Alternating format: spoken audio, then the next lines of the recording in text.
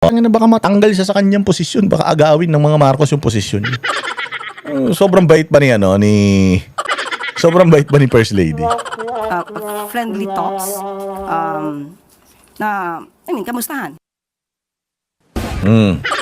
Okay, alamin natin ang pulso ng mamamayang Pilipino, ha?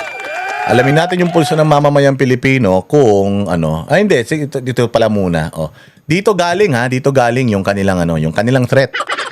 Dito daw galing yung threat sa pamahalaan. Sige, pasok. Tingnan nga natin kung gaano ka-credible itong ito.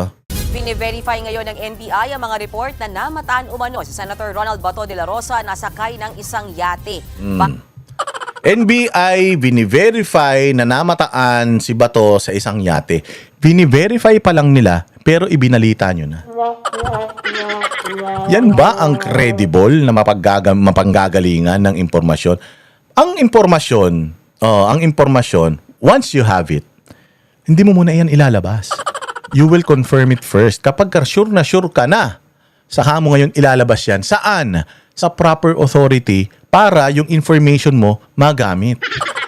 Di ba? O para maging kapaki-pakinabang yung information. Mantakin mo meron kang information, inilabas mo agad sa mainstream media. Tapos yung mainstream media, ibinalita na kagad. Anong mo nun? Anong purpose mo?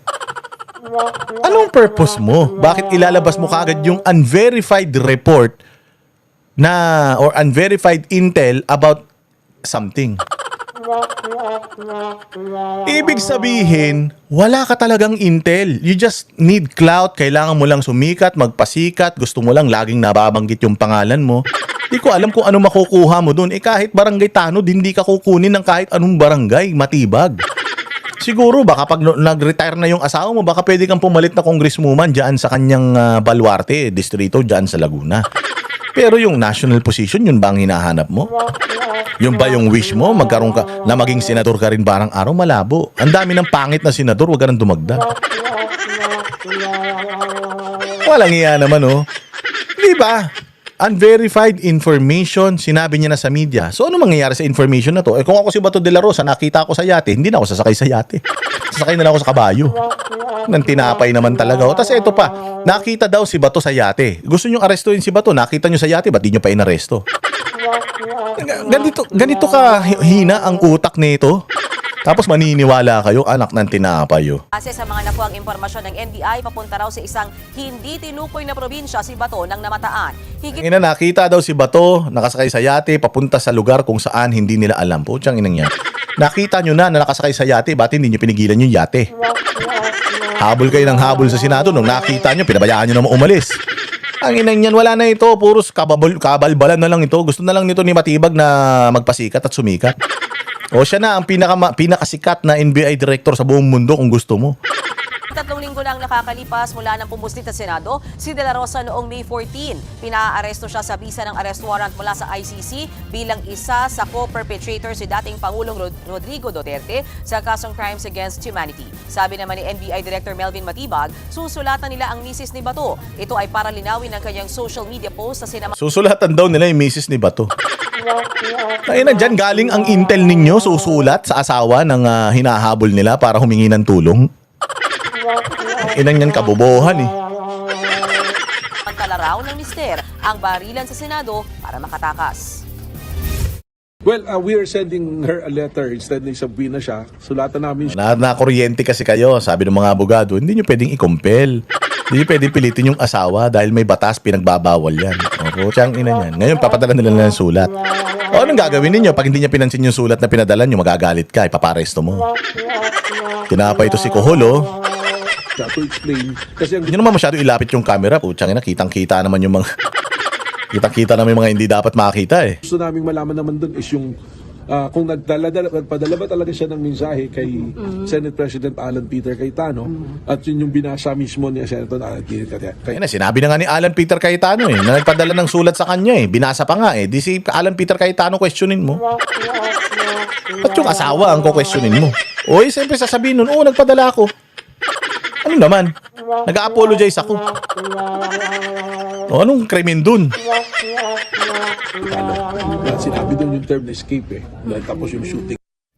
Sko po? Yan, dyan galing yung yung impormasyon. Putsang inang yan. Papayag kayo nun. Kami ang boses ng masa, hindi natatakot. Katotohanan lang, di kami nalulunod. Walang bahid ng sismis, lahat ay totoo. Kahit sino ka pa, pag mali ka babanatan ka. Walang pinipili kulay, wala kaming kinikilingan. Basta para sa bayan, kami lalaban. Pag tama palakpakan, pag mali banatan. Di matitinag, di matatakot, para sa bayan tuloy ang sigaw. Sa harap ng kamera, walang halong takot. Mga baluktot, lahat kayo'y tutumba. Ang hustisya at totoo, yun lang ang mahalaga. Kahit sinong harang, di kami matitinag. Walang pinipiling kulay, wala kaming kinikilingan. Basta para sa bayan, kami lalaban. Pag tama palakpakan, pag mali banatan. Di matitinag, di matatakot, para sa bayan tuloy ang sigaw. Kung nasa tama ka, ikaw ay aming kasama. Pero pag mali ka, handa ka na bang mabasag? Banateros kami, walang inuunan. Dahil bayan muna, bago ang sarili. Bago ang sarili.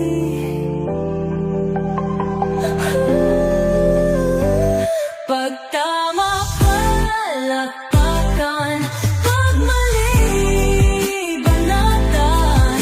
Banateros ang sigaw, katotohanan ang laban.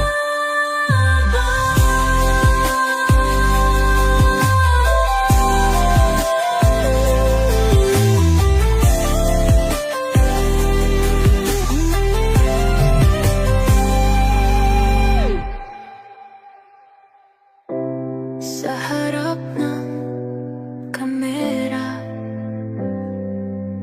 walang